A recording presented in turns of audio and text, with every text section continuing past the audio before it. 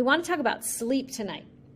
Why good sleep is foundational to weight loss and health and how to get it. So let's do this. Let's start with some scripture. Remember, it's all comes together. Scripture here, everything we read biblically, it lines up with who you are and the circumstances you're living through, and it is for your body as much as it's for your soul and your spirit. So let's see what we can learn today from Matthew 4, verse 35. Pick it up in 35.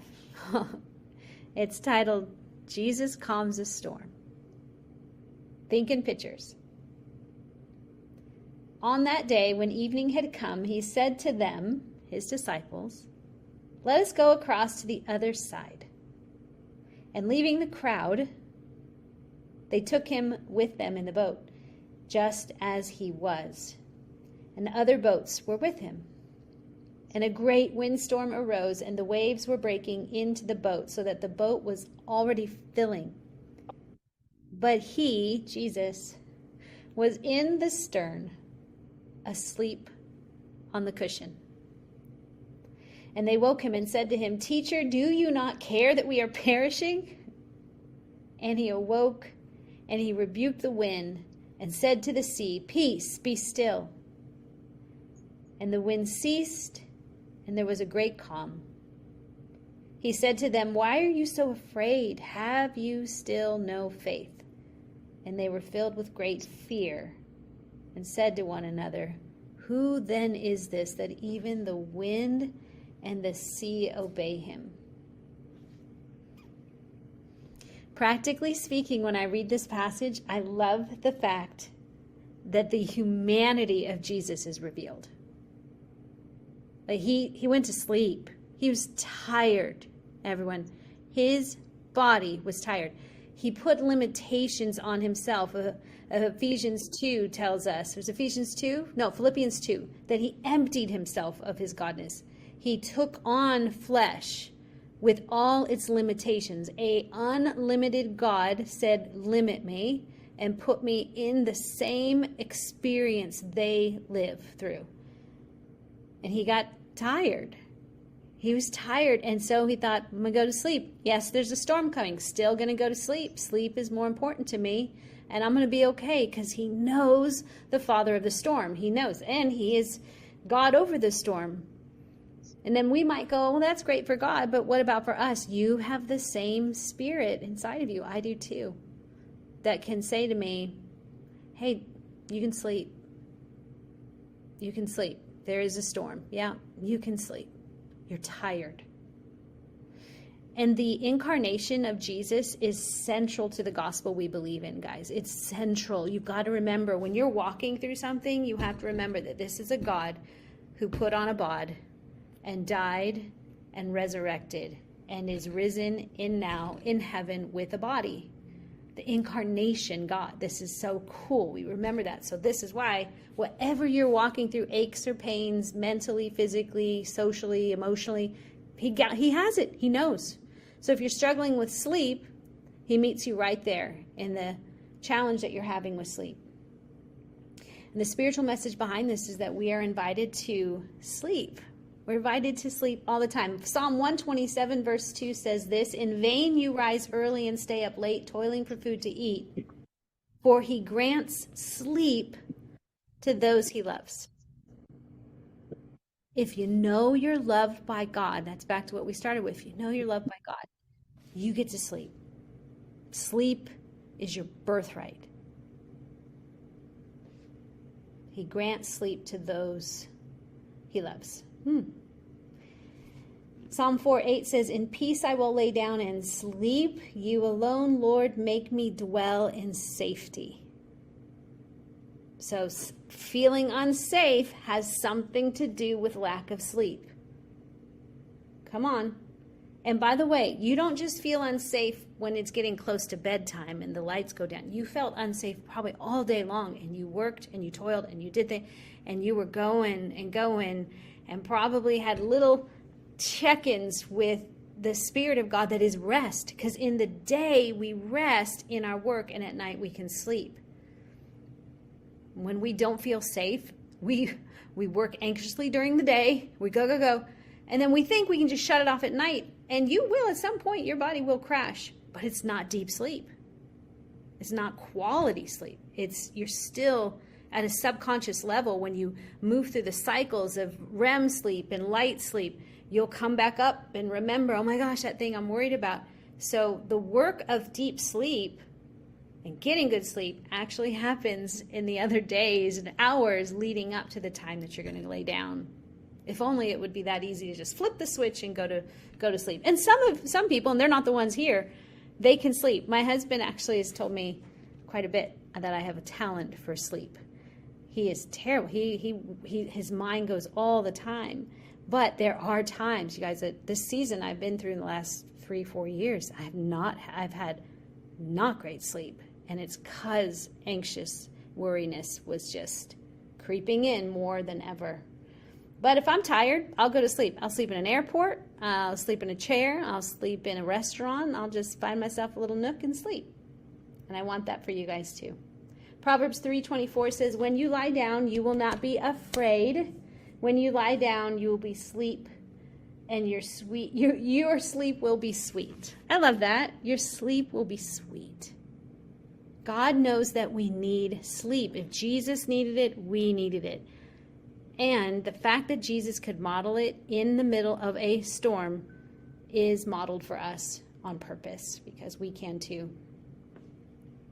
So a question I want to ask, and before I move into some practical stuff, because it all lines up, is what keeps us from good sleep? Well, I already alluded to it, and that's we're anxious and we're worried about many things. Anxious and worried about many things. Okay, today I was doing some studying on stress and anxiety and what's the difference, like stress and worry, what's the difference? This is so fascinating. And maybe you know this, but I've helped me drop a pin on it. Because often we think, well, stress is worry. No, they're very different. Stress, first of all, is something healthy. You need it. You need it. If you've ever done a work project, or if you were fruitful and multiplied something, it was work. A little stress. You had to focus. God has wired us for good stress. That's part of multiply and subdue and have dominion. Stress is not a sin. But to be living in a constant state of stress, constant work. That's why God gives us rest and models rest for us on a Sabbath day. Sabbath is super important to knowing whether you turn off the phone. Can you not check something that you think you need to be doing? Can you rest and really to enjoy God? Sabbath is a delight. It's a joy. It's a party. But if you can't do that, then you are stressed ongoing, and that's crossed a line. So stress is external stimuli. And stress is due to external stimuli. Stress happens, work is stressful, yes. When you're constantly living in work, then it's chronically stressful. Stress is also something that can happen, a moment that comes upon you, a car accident, a sudden bad news, divorce, infidelity, your child gets hurt, a bully says something. These types of things are stress. It's outside of you. I need you to get this. Stress is all around you, and it's coming for you. Meanwhile, you are called to work and do the things that are stress. So stress on the outside is part of being in this human experience. But worry is due to internal stimuli. Worry is just something you carry. This is the hope of stress, is to get you to worry. They're not the same thing. Stress is what's going on around me. The storm is just going to happen. In this world, you will have stress. You will have chaos. It's going to feel that way. But good news, you have authority to subdue and have dominion because you trust in the one who is the God of the storm. So you don't have to ongoing stress. And yes, you're called to some work. But if the stress you experienced in life, whatever it might be, overwhelms you all the time, it will turn to worry. And so you're worried about it happening again. Stress is different than worry. Stress is an experienced external moment that has the ability to produce internal worry. Separate those two. You need to know, because you are going to have stress in the world to go do the work and do the thing. In a world that is broken and has stressful things to happen, car accidents, things go wrong. It's just going to happen. There's nothing you can, that's just part of subdue and have dominion. But when you let it come into you and plant a seed, now you got worry. And that's what keeps us up at night. Worry. We're anxious and worried because of the stress that we've given access to, or to our hearts, or we think about it and it turns into worry. I was thinking today that we really should change anxiety medication to just worry medication. Like, I'm taking worry medication. Really, that's really what it is. I mean, it's worry. Anxiety and depression, it's really worry and sadness. Worry and deep grief. Deep grief, maybe grief that has not been processed, and so it turns inside. Okay. So those are really at the root. Now I'm gonna pull up. We went down into the soul spirit area. Are we getting something out of this so far? All right, I'm anxious and worried. I have stress in my life. Can't do anything about it.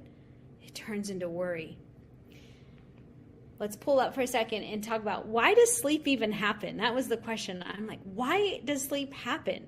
You ever watch a child that like just gets past their nap time and they will just collapse, put their head fall down into the cereal bowl or whatever. They just, isn't it weird? I mean, try as you might. It's like something comes over you. It's as bad as being drunk for some people. To drive exhausted or tired is just as dangerous as driving under an influence. You are now being influenced by something chemical, and that is what's happening. Here's what's going on. When you get sleepy, because it does happen, you're getting what's called an adenosine accumulation. Adenosine or adenosine triphosphate, ATP, have you ever heard of that? If you ever heard of the mitochondria, which is the powerhouse of the cell, you have to create ATP in order to work. It's turning over, creating energy so you can go out and encounter good stress and keep the bad stress from getting you to worry. So when the body gets depleted of adenosine, it starts to build up over time, and then it starts to just cause drowsiness. It's a chemical in the brain that builds up during wakefulness. It builds up, and then at some point it's like, and we have too much and we need to go to sleep. And why does it want to go to sleep? Because in sleep is where the streets get cleaned of our brain and our nervous system. So everything gets cleaned out. So there's only so much we can do before the body goes, I'm tired. It's like a gas mask that starts to come on you. Like, I can't breathe anymore. I can't think. My hormones start to get affected. You also go to sleep or feel sleepy because God has created you with circadian rhythm. That's the body's internal clock that regulates sleep based on light exposure and time of day. This is why shift working can be really hard. I said shift, not the other word.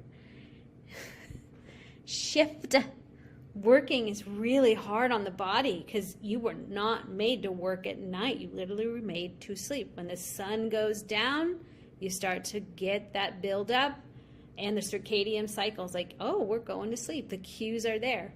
When the sun comes up, there's something in you that tells you it's time to get up. I'll jump ahead to something that you can do. I actually don't think I talk about it later, but lots of stuff out of Huberman podcast. He's huge, Huberman, if you ever listen to him, but he is a brain scientist who focused on eyes. Like, the eye is really something he focused on, and he's big on getting natural light first thing in the morning, early morning light, not bright, but early morning light.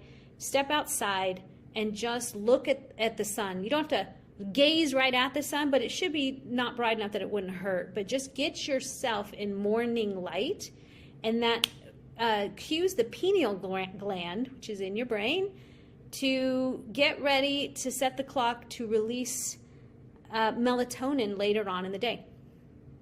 So crazy. Like God literally knows when you need to be awake and when it's time to go to sleep. This is another reason why we don't sleep well. We have tried to override the cycles of life with our technology and with our constant connection, because it's connected to constant work/stress, which then causes me to what? Worry. Do we see? So we got ourselves in a little bit of a chemical stew here that we get to set some new rhythms to if we want. It's up to us.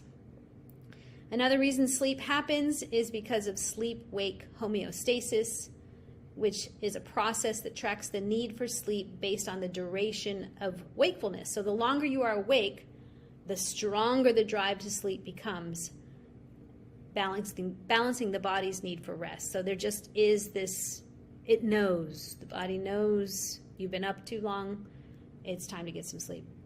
And then this is a good one, hormonal changes are why sleep occurs. Hormones like melatonin and cortisol fluctuate to promote sleepiness at night and alertness during the day. Cortisol makes me alert during the day, and then melatonin gets me sleepy at night.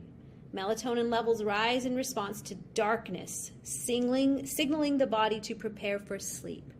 That's a clue right there about how can I fool my body, tell myself stop worrying. I can begin to dim the lights, get it less bright, less artificial, and let my body kind of start to get to sleep.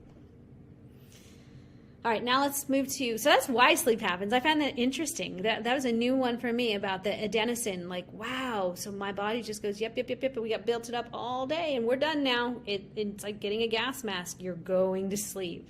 That's fun. So why does it matter? Why does sleep matter for weight loss and health? Let's talk about weight loss. Why good sleep matters for weight loss.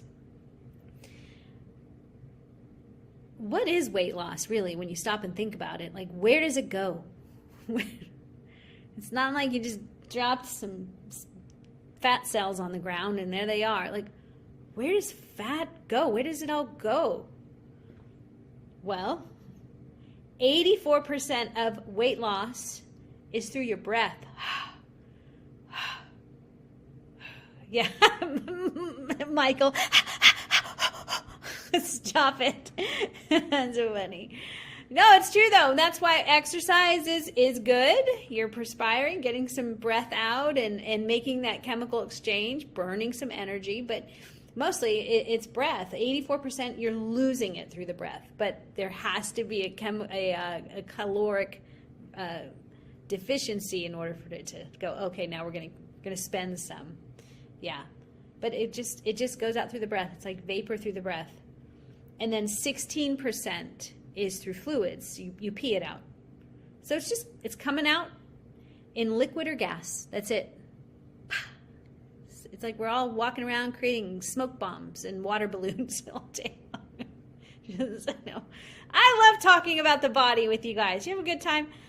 Smoke and water just coming out. And then it just starts to change the structure of the body. And the cells of the extra fat cells go, okay, we're done. We guess we got to go now. She's breathing and she's requiring some energy of us. Adenosine triphosphate is looking for making that exchange, and it's using fat cells, sugars, carbohydrates, proteins, fats to make that exchange.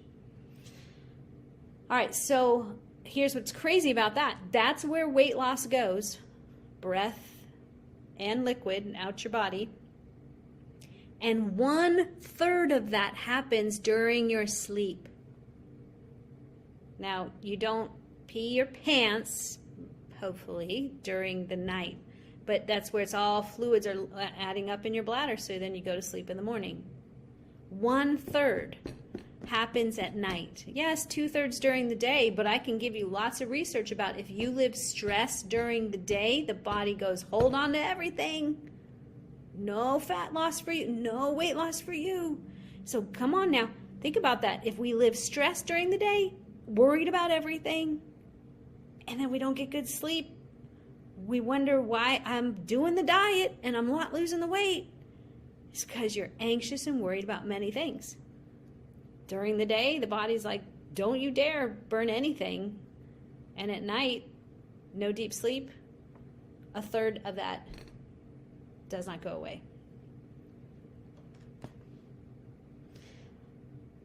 1/3 of it happens at night. So weight loss is also affected when we have poor sleep because we have hormonal imbalance.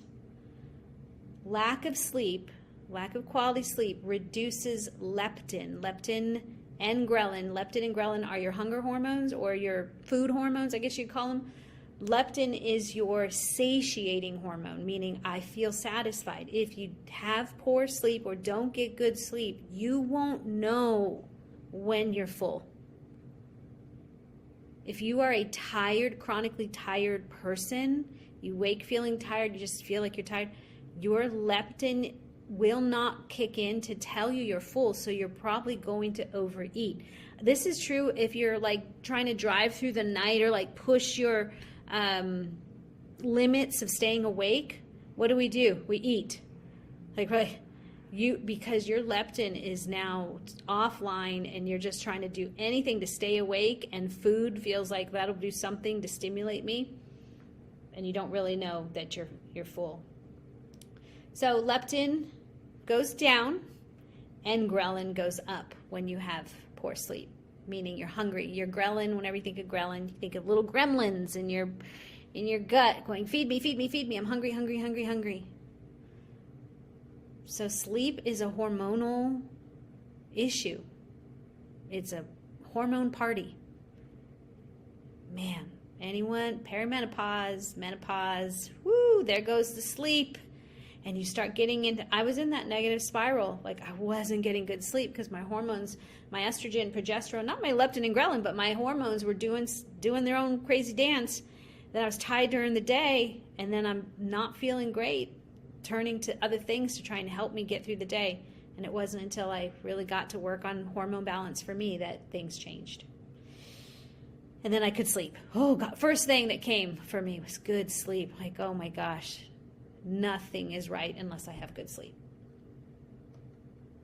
So that's connected to weight loss.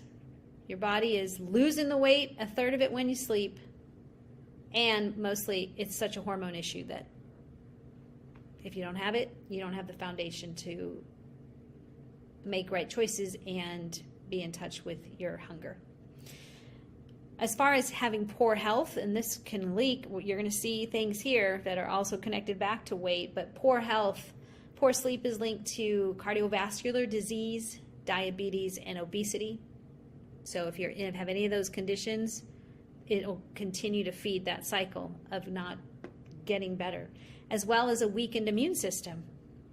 So autoimmune disorders also can come if we have poor sleep or be affected. Mood impairments result in anxiety and depression, can come from poor sleep. Sleep affects your microbiome, everyone. Your microbiome, if you have poor sleep, then your gut health will be off. And if your gut health is off, your microbiome mean your little critters, your little pests inside your gut that are good for you. They're good bacteria. They should be eating things away and keeping it nice and clean in there, and an environment that takes in food and does what it needs to do. But if you don't have sleep, those microbiomes start not doing what they need to do. And not only that, so your gut health can be affected. So you might get gut dysbiosis, or you'll notice your poops. You're just not a regular gal or guy. And also your gut is where 90 to 95% of serotonin is made. Serotonin is your feel-good hormone. Back to, if I don't feel good, what do I want to do? I want to eat. I want to do something, make me feel good. Yeah, serotonin is I feel good. By the way, when you exercise, serotonin is something that gets released. I feel good. I feel good. So, better choice. Good sleep is necessary for executive functioning and procedural memory. That's like skills. If you're learning a new thing, hi, anyone if read Fit Training, or you're learning, or you read something in a book and you want to remember that, skills and functions learned, as well as declarative memory, and that's to recall facts. So your memory will start to deteriorate if you don't have good sleep. And then I mentioned before that the lymphatic system is our brain's street sweeper. When we sleep, it comes in at night and cleans the streets and removes the toxins, takes out the buildup of the adenosine, and all the things that come with being a human being that build up during the day, so you can clean out and feel like you wake up refreshed and ready to go.